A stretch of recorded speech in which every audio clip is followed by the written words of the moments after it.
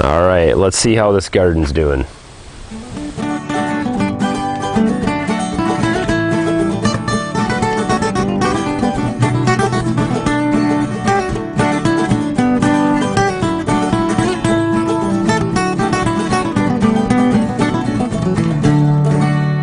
So what we have here, this is our kitchen garden. So this is planted every year for our own consumption and preservation throughout the year. It's right by our front door. So we have a detached garage, sidewalk up, and our front door is right on the other side of this living wall here. And we have the little wood patio path going through here, the wood discs. And then we plant, various things through here, mostly the things that we just consume the most, things that we want to preserve and have throughout the year. So we've got all of the tomatoes. Now this whole patch right here is all Roma tomatoes, and I've been harvesting those. I've had 2 or 3 real good harvests already in preservation days, and we'll continue to have quite a few more of those. As you can see, there's lots of tomatoes ripening on here. Every day I come out here and get a good big bucket full. Back to the back side here, and all these sunflowers you'll see, these were just volunteers. They came up from last year. I planted a bunch of sunflowers in here last year, and a lot of the seeds just were scattered around. This whole section of tomatoes back here is another 50 or so, 70, something like that. These are all larger varieties. So I have some Better Boys. I think there's some Cherokee Purples back there, and some Black Crims that are in there as well. So this is George back here, our garden scrap recycler, and he gets all of our garden scraps, all the tomatoes, anything that goes bad, anything that's bugs get or anything like that throughout the garden here. He will get all of that stuff. We also have the corn patch.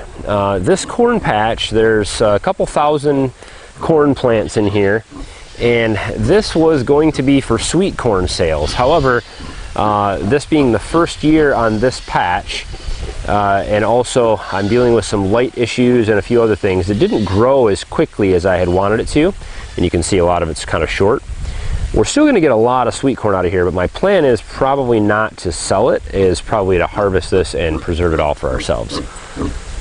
Next year, I'm going to take a couple of these trees out that are right here by the garden. Those prevented a lot of this from growing as well as it should have. So over here we have the bunny gardens, and this is Kayla has the old rabbitries there, and then the new bunny hotel that we're in the process of building right now. She will eventually have a fence around this area, and she'll just let her bunnies out for a day and cycle them through so they can go out and just eat whatever they want throughout the day. So this is our bell pepper patch here, and there's actually another volunteer, like a cantaloupe, growing in the middle of this thing. You can see there's a cantaloupe right down there. But this number of plants, we have 20 bell pepper plants. This actually produced enough bell peppers for us last year to last the whole year. In fact, we just used up our last frozen bag of bell pepper about a month ago.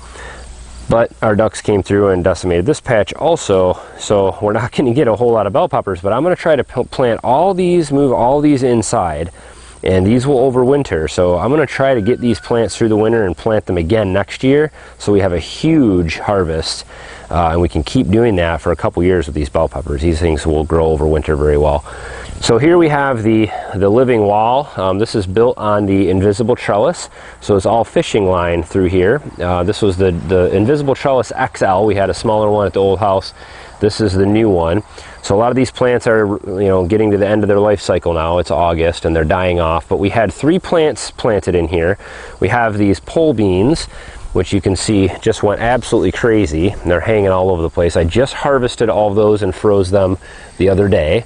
You can even see our wind chime got taken over by these pole beans. I mean, these things would have grown up 15, 20 feet if they would have had it. This is 10 feet here, and they're 5, 6 feet past that already. But we've had a really nice harvest of pole beans. You can see more of them in here maturing, and those will continue to flower and grow throughout the next little while. We also had peas growing in here, and you can see those have died off. But you can see the plants here and some of the peas we just left on. We'll grab these for seed, any that are left over. We didn't get a huge harvest of peas, and what I was trying to do is companion plant the peas, the beans, and our Boston pickling cucumbers in here, and it was just too much. All the bigger crops and the pole beans quickly overtook the trellis area, and we ended up with peas that were just, you know, behind all the leaves, and they did not get much sunlight. And so next year I think I'll stick with either just pole beans and peas, or just peas and cucumbers. I won't do all of them on this trellis. All along the bottom here is strawberries, as well as a few Boston pickling cucumbers that have kind of fallen off the trellis and come down on the ground here. Not too many cucumbers left. We keep harvesting them. So here's the deal. Every year I grow these Boston pickling cucumbers. Every year. We have a huge harvest of them, and I always try to make pickles. Every year I try a new recipe, and every year I don't like the pickles that I make. I want a good dill pickle, like a deli style dill pickle. That's what I want, and I just haven't found a good recipe. So I'll take any suggestions. You got good pickle recipes out there, man, throw them in the comments or for me, or email me or something, because I'm sick of wasting these cucumbers every year. But enough on that. So a lot of people asked about the Invisible Trellis. So I love this design. I've used it for years. So I have a whole video on the Invisible Trellis. I'm not going to go into detail on how it's made, but man, does this thing work great. And with all of the weight of all the cucumbers, all the pole beans and peas and everything like that, when we had a full harvest on here, none of the fishing line has broken. It's been here for 2 years. It's not had any problems at all, and it will hold up, I'm sure, for another few years before I'll need to replace the fishing line, which only costs $5. All right, so for the center of the garden here, we have a few different things. The 2 rows that you see here that are empty, those were carrots that we harvested. We got a pretty good harvest of those, and those all went in the freezer. We have some marigolds at the ends here. I've got some zucchini plants that are wilted a little bit in the heat today. All along the garage there is cucumbers. We'll go over and look at those in a minute. Next year, big trellis plans. I didn't get to that this year. We've got our big 22-foot long pallet raised bed covered in here, and we're going to dig that up today. That is all potatoes in there, and those have all died back and are ready for harvest. Most of what you see is actually weeds at this point. We have bush beans coming down the row here. These were saved seeds from last year that we replanted. I think they may have been a hybrid of some sort, because this year they grew kind of like a half bush bean, half pole bean. They're real floppy. So, but that's okay. They produce really great beans either way, and so we'll keep replanting those each year. We had arugula here, which we actually let go, and we're going to save all these seed pods, and we'll replant that arugula from seed next year. We have okra, which is actually going to flower, it looks like. We have never eaten okra, and so it's time to harvest these and fry some up and try that. So along the side of the garage here, we had extra zucchinis that I planted and didn't sell at the seedling sale, and then the cucumbers down there. Some of those zucchinis have actually died off. I had 3 or 4 extras in here in this area. They seem to be rotting off at the stems. I think the wood chips around the base is too much moisture, possibly. It could be that they're just kind of dying of old age at this point in the year too. Video will be coming out soon on zucchini. We found 3 really awesome ways to preserve and enjoy the abundance of zucchini. Zucchini plants are known for producing quickly and heavily, and so a lot of times you just get a bunch of zucchini at once, even from just a couple plants. And so, man, we found some great ways to use that stuff up. So look forward to that video coming soon here. So remember last year, the video on baling leaves? I actually took our hay baler around the yard and made this bale of leaves, and it sat here all winter, and I planted 2 tomato plants in it, one here and one down there. Actually, there was a 3rd one too that fell out. But the ducks love to come in here after the rain and run their noses and beaks through everything and stir it all up. But they have grown, kind of. So you can grow things directly in a pile of leaves, although they didn't grow very well. The real question, how many pounds of potatoes are we going to get this year out of this big old raised bed? This is probably the most potatoes we've ever grown, but we grew some different kinds this year, so I'm not sure what the yield will be. Well, let's dig in here and pull out some potatoes.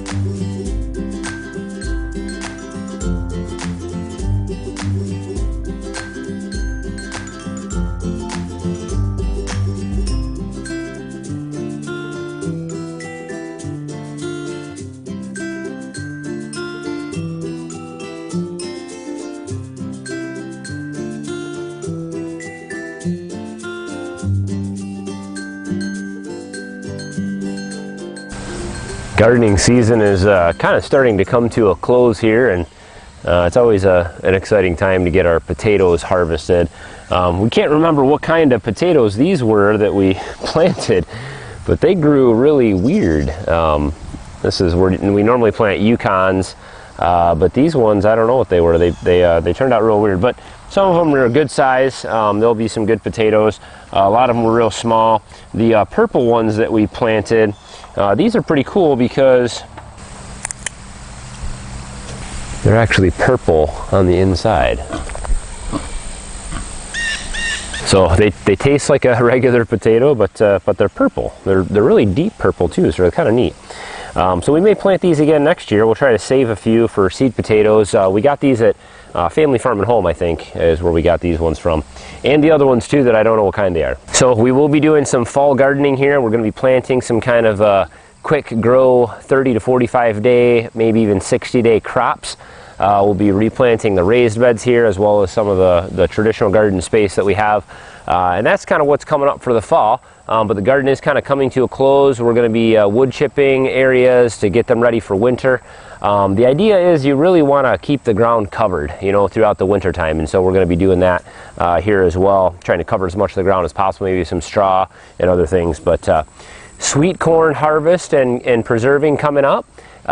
Pumpkin patch harvest will be coming up probably in the next 30-45 days, I would say. Will be 45 days or so. We'll be harvesting pumpkins. A lot of them growing out there, so we'll see. Are we going to get to 1,000? I don't know. It's going to take a lot to get to 1,000 pumpkins out there. So, but if you guys have questions or comments about our gardens here, I'd love to hear from you. Of course, throw that down in the comments below. Please subscribe if you'd like to follow along. We are a new small farm out here in Michigan, and we're trying to make it as farmers. And so I'd love to have you along for the journey.